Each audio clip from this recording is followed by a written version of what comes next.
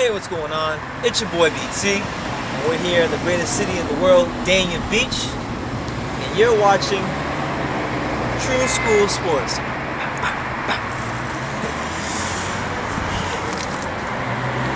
Most motherfuckers don't know shit about boxing. Hey, what's going on?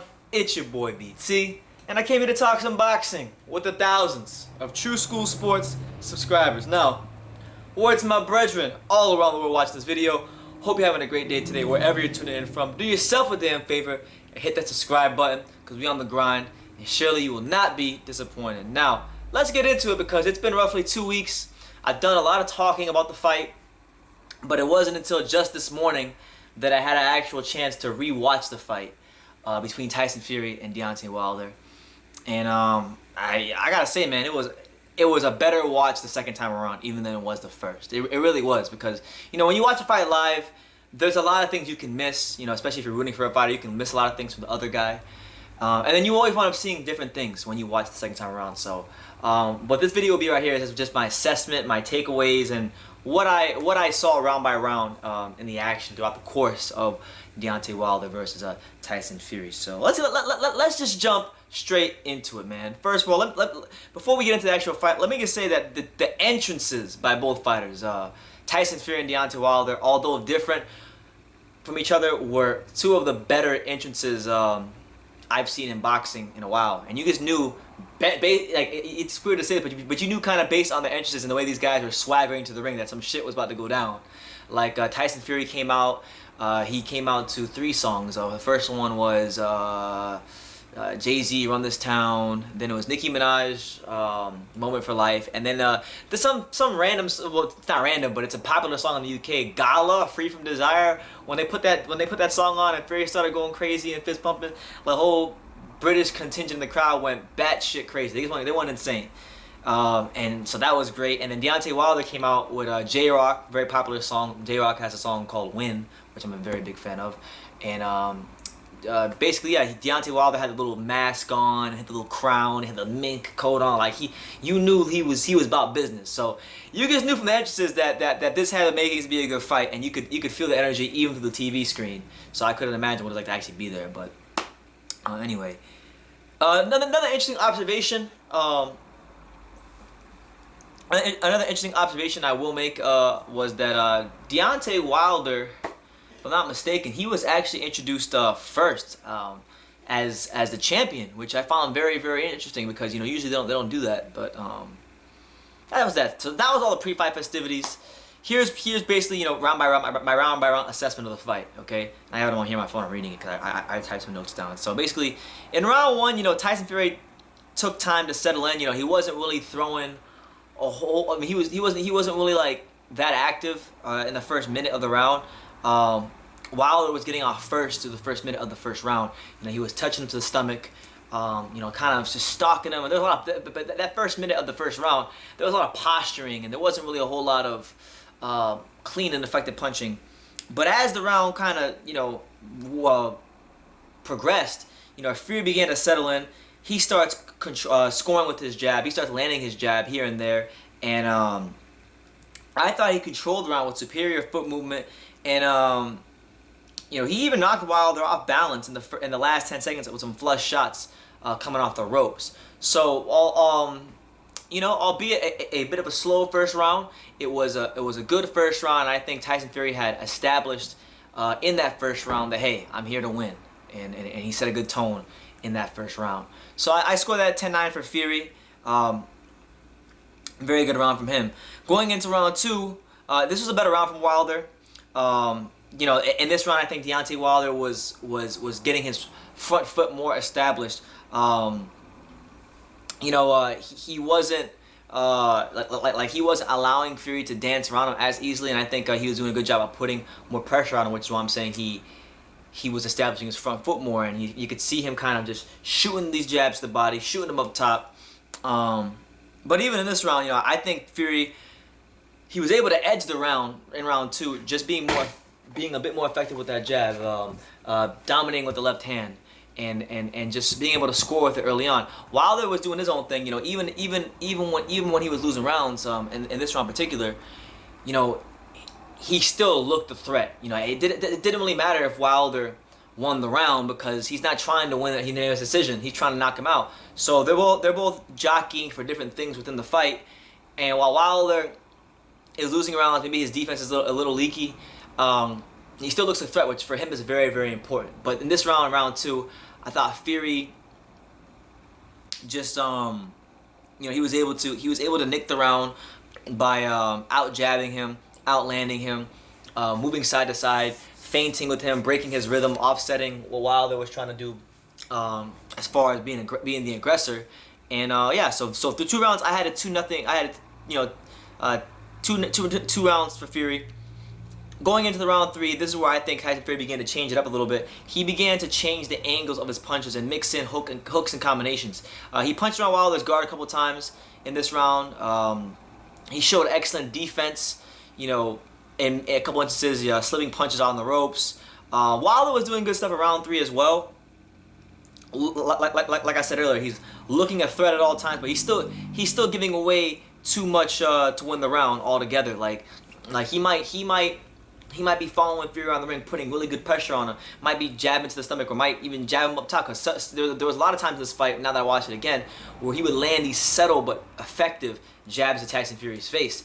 And he might have work like that, but when he would do the work like that, Fury would show more consistency throughout the rounds with his movement, with his ability to land his jab because of the movement, and it just allowed him to kind of get settled into a nice rhythm, particularly in round 3.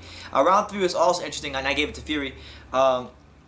This was also a round where the Brits, for the first time in the fight that I could hear, they started cheering to Deontay Wilder, "You big dosser, you big dosser, you big dosser." So I thought that was pretty funny.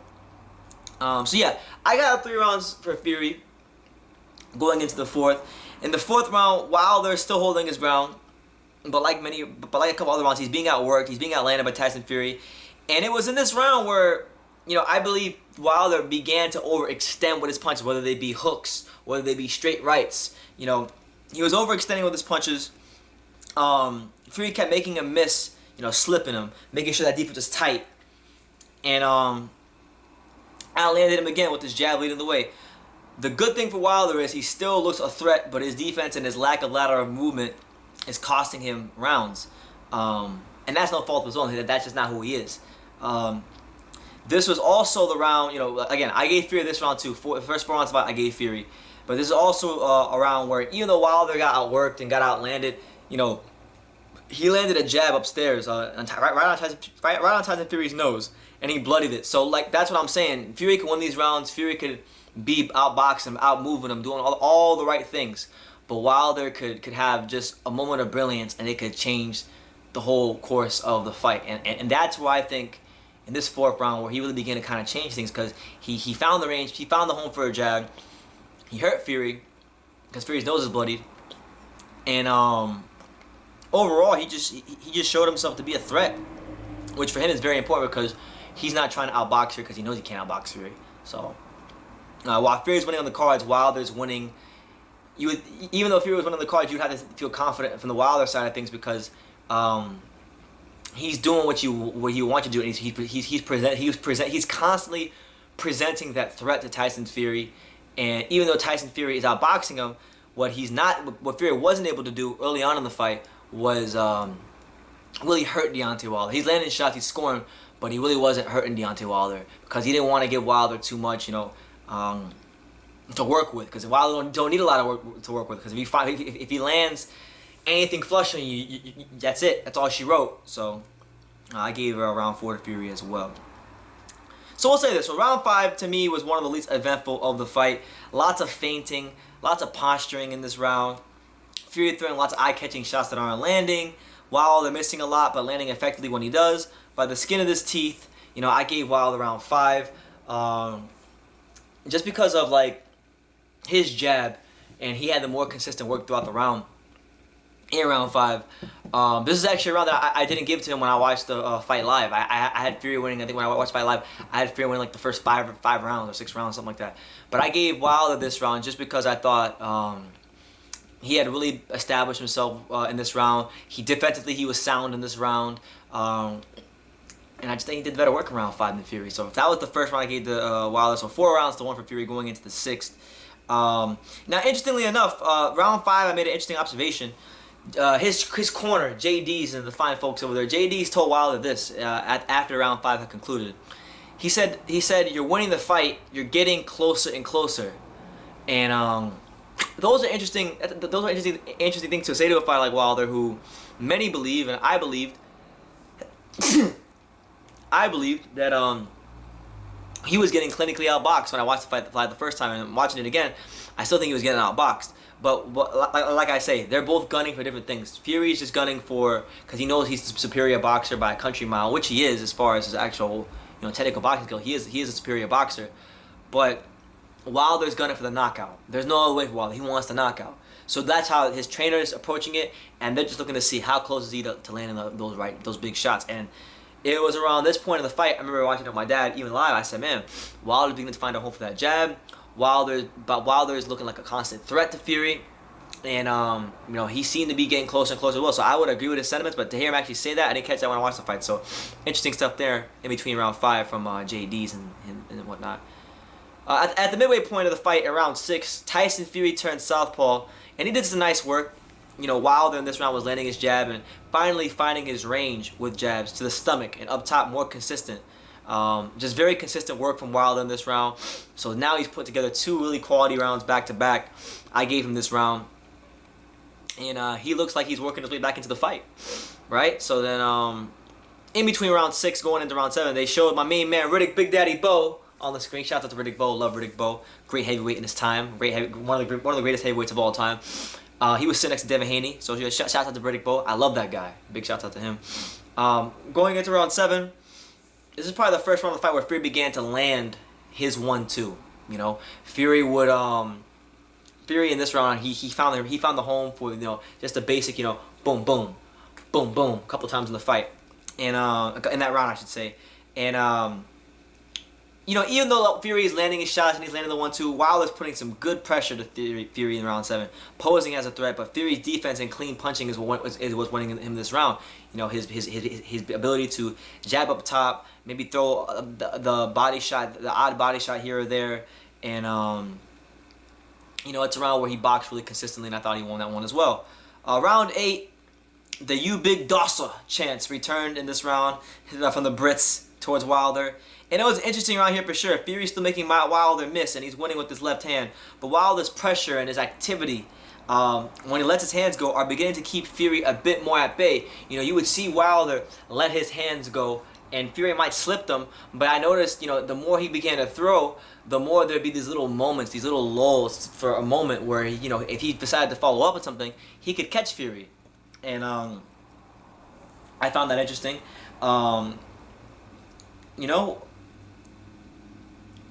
He lost this round, Wilder, but still, even in losing these rounds, he's making progress towards finding those fight-changing shots that he's looking for. And I think just before I get into the 9th round, what I learned, what I was learning about Wilder while watching this fight even more is that this guy's boxing IQ is a little higher than maybe I give him credit for. But we'll get into that later. Alright, so then in between round 8, going into round 9, Ben Davison had some... I thought Ben Davison was one of the unsung heroes of this fight for Tyson Fury, because he gave Fury some excellent instructions here in round, going into the 9th round. He said the following. He said, "Keep your feet going and don't wait for him. Don't wait for Deontay Wilder. You're beating him with your left hand. Don't worry about that." And then he kind of pointed to Fury's right hand. He said, "Don't worry about that. That will come naturally when it's there. Don't get greedy with your right, and don't get complacent with your left. You will beat him with that left alone because you're that much better than him. He's not clever enough to work it out." So that's what he said. I would tend to agree. I think Fury, where he went wrong in the second half of the fight, and this is my opinion, is that he got a little greedy with that right hand, and he just became a little lackadaisical. And maybe a little bit overconfident, and Wilder was able to find the right shots and get him to walk in a straight line and follow him in the 12th round. But we'll get to that later on. But I think that was a fair assessment from Ben David. What's his name? I'm forgetting his name now. Ben Davison.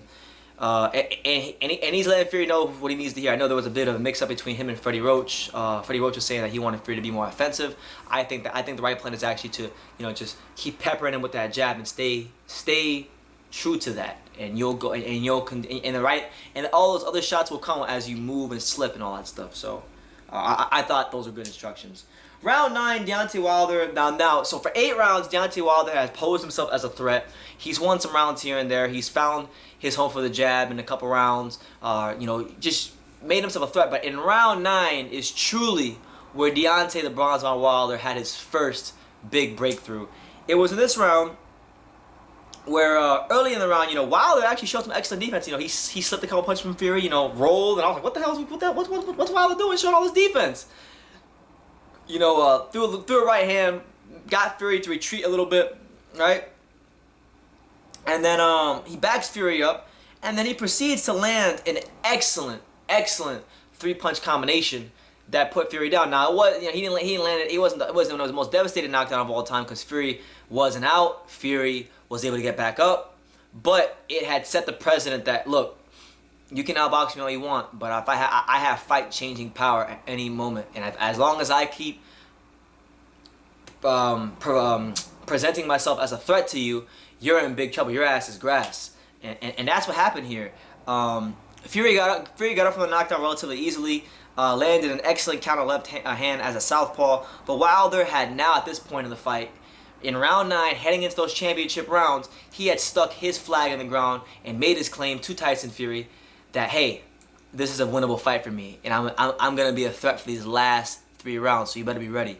And that's 10-8 round for Wilder. So yeah, man, going into round 10, Fury had what I think in this round round 10 may have been Fury's most complete round of the entire fight, because this is the round where I think he displayed every facet of his overall fight game, from being on the front foot, being a defensive fighter, and just the ring savvy to know when to tie up. So like in this round, he came out the aggressor early on. He backed Wilder up, which I found very impressive because when Wilder has you hurt and he just had a round where he knocked you down, this is a very big round for you as far as momentum goes.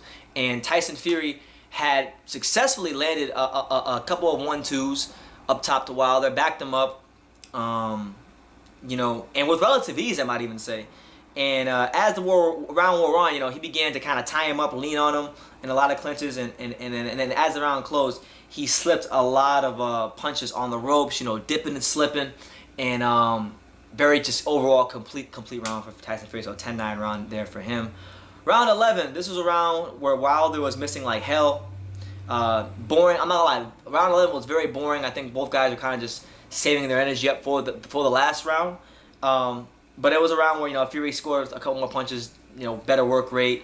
So it was a round I gave him not much going on in round 11. So now going into the 12th round, Ben Davison, if you go back and look at the instructions that Ben Davison has given Tyson Fury going into the last and infamous 12th round of this fight, Ben Davison is telling Tyson Fury, look, when you're on the ropes and you dip the shots, don't just sit there and look cute. Like, smother him and tie him up. Smother him and tie him up, right? And it was these instructions that would later on kind of go on to save Tyson Fury once he got up. But we go into the 12th round. First of all, let me say, this was such an amazing round. So many amazing moments were produced in this round. Has a chance to be round of the year. And this round, I criticize Wilder a lot, but I want to give him some credit here. This is a round where I think Wilder showed his true boxing IQ, because you gotta look at what he did the whole fight to get to this point. Maybe his boxing IQ is a bit underrated. He got Tyson Fury. Go watch the knockdown. Go back and watch it. He got Tyson, the Gypsy King Fury, to follow him in a straight line. Tyson Fury, a masterful boxer, a wonderful boxer, a classy boxer, guy who moves laterally really well. He prides himself on moving laterally and slipping shots. He got this man to follow him in a straight line, and that was all he needed. It was all he needed, and it was the same mistake that Luis Ortiz made when they fought each other back in March, that got Luis Ortiz knocked out. So Wilder's got a Cuban amateur sensation in Ortiz, one of the best heavyweights in the world, to do that in their fight. Stopped him. Did it against Tyson Fury in the 12th round of this fight. And You know, early on, you know, if you go back and watch the first like 10, 15 seconds, you know, Wilder's staying a little bit further away from Fury. You know, he's bouncing on his toes. You know, using a couple touch jabs, this stuff like a touch jab up top, right? So then, what you'll realize before the knockdown is that you know, he gets him a little bit lackadaisical. Fury comes in a little bit reckless. Wilder catches him with a real sneaky left jab. Pa! Pa! You see Fury kind of get buzzed, and he kind of just stands there for a second, and it goes back to like those lackadaisical moments that I talked about in round 9 or the other rounds where when Wilder lets his hands go, Fury's movement kind of stops and he can get a little lackadaisical. So he goes, so really it was a real subtle jab, like pa! And then Fury has that moment of like being a deer in the headlights, and then it was in this moment that Wilder, he lands a left hook, a 1-2 and a left hook from hell. Like it was from hell, because to be in a fight like this in the 12th round against a world-class heavyweight like Tyson Fury, and to find those 3 shots, land them flush, and put this man on his ass and make him look like Amir Khan, you know, it was just nothing short of phenomenal. It was nothing short of phenomenal. And now that I had a chance to go back and watch the fight again and see what led to it, and the pace, like even though, and I'll get into this in a minute, but like to see how he was poised enough to stick with his game plan and then landed in the 12th round and still the power to do that. Oh, hats off go to Deontay Wilder. You can't do nothing but give your hats off to Deontay Wilder. I thought Tyson Fury was out. He looked like Amir Khan for a second. Somehow he magically got up from the knockdown. And you know, a lot was made of Jack Reese, and people say that there was a long count. Now I'll be honest, I watched it again, and I think Jack Reese did a marvelous job refereeing the fight. Because even before the 12th round, he did a marvelous job refereeing the fight, because there really wasn't. Half the time I forgot there was a referee in there, and anytime you forget that a referee is in the ring, that means he's doing his job. It means he's letting the fighters fight most of the time, and it means that you know, we got good action from this fight. We did get good action from this fight, and a lot of it was because of a great officiating from Jack Reese. Tyson Fury got up around 9, the 9 count, and luckily for him, what I think benefited Fury when he got up was the fact that, you know, he wasn't like as bad as he got knocked down. He wasn't wobbling. He wasn't like dazed or confused. Like for example, like if you go back and you watch the Peter Quillen versus Deontay Jacobs fight, when Deontay Jacobs just annihilated Quillen in the first round and he didn't know where he was. He was like he didn't know where he was. His senses were gone. Okay, Fury wasn't like Peter Quillen or a fighter who didn't know where he was. He knew who he was. You know, when Jack Reese asked him to step to his right, he stepped to his right. He followed instructions to the T. And Jack Reese, credit to him, he did what a great guy was supposed to do. He gave the champions the benefit of the doubt, and he followed the right protocol to see if Fury was okay. Fury obeyed the protocol, and he was allowed to fight. And as a result of that, we got fantastic action. You know, Fury got up, landed a couple really good shots. And you know, it is worth noting too, after Wilder landed the knockdown, he had a whole 2 minutes and change to still finish Fury. But see, I think where people are getting it wrong is they say, oh well, the 10 count, the 10 count. There was still some like a couple minutes and some change, a minute and some change left, 2 minutes and some change left to get Tyson Fury out of there. And you know, he landed a left hook, he landed a couple decent shots when Tyson Fury got up. But you know, I think his preparation, as far as, you know, the fights he's had in his career, you know, fighting all these guys, being wild and getting him out of there, you know, his power is so good and he's so wild and it's worked for him for so long that he's never really had to learn how to break an opponent down, how to go downstairs and go up top, and just, you know, the way we saw Anthony Joshua break down Povetkin, like those are the kind of ways that I don't think Wilder's had to learn how to break down an opponent when he has them hurt. And I think it costed him. It really costed him in this fight. It really did. In that 12th round, because he really could have had Fury out of there. But that's besides the point. Fury continues to tie Deontay Wilder up, you know, lean on him, and he fought valiantly to the end of the 12th round. You know, still a 10-8 round for Wilder, but you know, great fight. Better even watching the second time around. My final score for this fight was 114 to 112 Tyson Fury. I had it a point closer than I did when I watched it live. So closer fight that I remembered. Wilder fought a better fight than I remembered. And you know, I want to give Wilder some credit. My biggest takeaway from this fight, and this might be one of the last points I'm making in this video. My biggest takeaway from this great match between Tyson Fury and Deontay Wilder is that it's actually my biggest takeaway is actually of Deontay Wilder. He was amazing. Let's tip our cats for him. I still think he lost, but he was amazing. Not in his technique, and not even his power. Like, those things are great, but those things are whatever.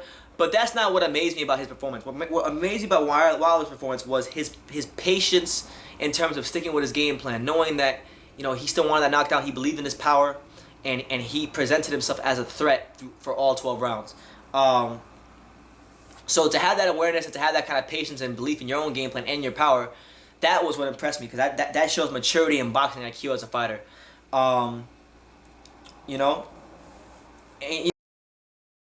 Because you gotta look at it like this: like, he was getting clinically outboxed for the majority of those first 8 rounds, but like, even the rounds he was losing, he still was able to put some good mental pressure on Fury, following him all around the ring, and getting some good leverage with that foot, landing subtle jabs here and there, just pop throughout the duration of the fight. And for him to present himself like as a threat to Fury, then score that 3-punch combination knockdown in the 9th round.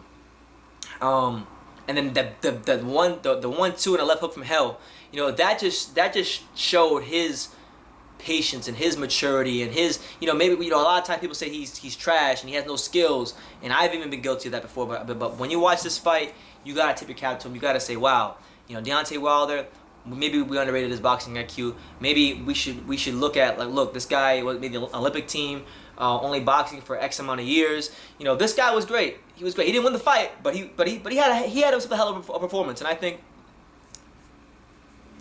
American fight fans, I don't think we should condone any of the bullshit that he's been speaking out of his mouth after the fight, but we should recognize Deontay Wilder as a fantastic heavyweight, as a fantastic fighter who went in there with a man that I believe is the most skilled heavyweight in the world, in Tyson Fury. The best heavyweight in the world in Tyson Fury. And he presented himself as a threat for 12 rounds. He put pressure on him for 12 rounds. He showed the ability to land a dangerous jab. Maybe we have to give credit to his jab, because his jab is a bit underrated. Let's call a spade here on True School Sports. We're not gonna sit here and confuse Deontay Wilder for the great Larry Holmes. Like, I got a picture of him right here. The great Larry Holmes, or Evander Holyfield. But what we will do is, when we see him landing effective, crushing, very nice jabs on one Tyson Fury that are having an effect on him and forcing him to maneuver in different ways around the ring, we have to see that, and we have to give that credit. So maybe I'll be the first one to say, man, I think in this fight, Deontay Wilder showed his underrated boxing IQ. He can get it, like Deontay Wilder is such a freak of nature that he can in fact get away with a lot of things 99% of fighters won't get away with, because they don't have that freakish power or athletic ability. But that's why he's very gifted. You gotta give it to him. He showed himself to be a threat for all 12 rounds, but he just didn't have this. He didn't have the enough patience or enough proper experience of breaking down opponents when they're hurt to break down Tyson Fury, because it as you guys can see, and as I've always said, I didn't really learn anything new about Tyson Fury from this fight, because I've always believed him to had this special toughness about him. I believe the words of Emmanuel Stewart. I believe that he is the best heavyweight in the world. I believe that he'll outbox any heavyweight in the division, and I believe I think he'll be a lot better in the rematch. And I think Wilder, to be honest with you, I watching that fight, I mean, he can't fight much better than he did in that fight. He hit Tyson Fury with his best shots. He fought, he believed in his game plan so much, and it still wasn't enough. It still wasn't enough. So that's why I think now you got Wilder coming out and saying that he wants to be 245 pounds, which I think would be a massive mistake. Because now going back and watching it, he fought a good fight. He fought a good fight because he fought the fight that worked for him. Maybe it wasn't as aesthetically pleasing as what Fury was doing, but he fought the fight that works for him. And as a top level world champion boxer, that's how you be successful. That's how you win big fights. You fight the fight that works for you. And Deontay Wilder fought the fight that works for him, and it damn near got him a W.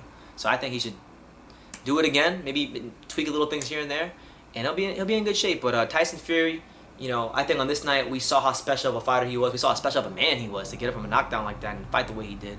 To see him clinically outbox Wilder for the majority of the fight, despite Wilder putting the kind of pressure he was putting on him, despite Wilder landing these subtle jabs that was crushing his nose and making him bleed.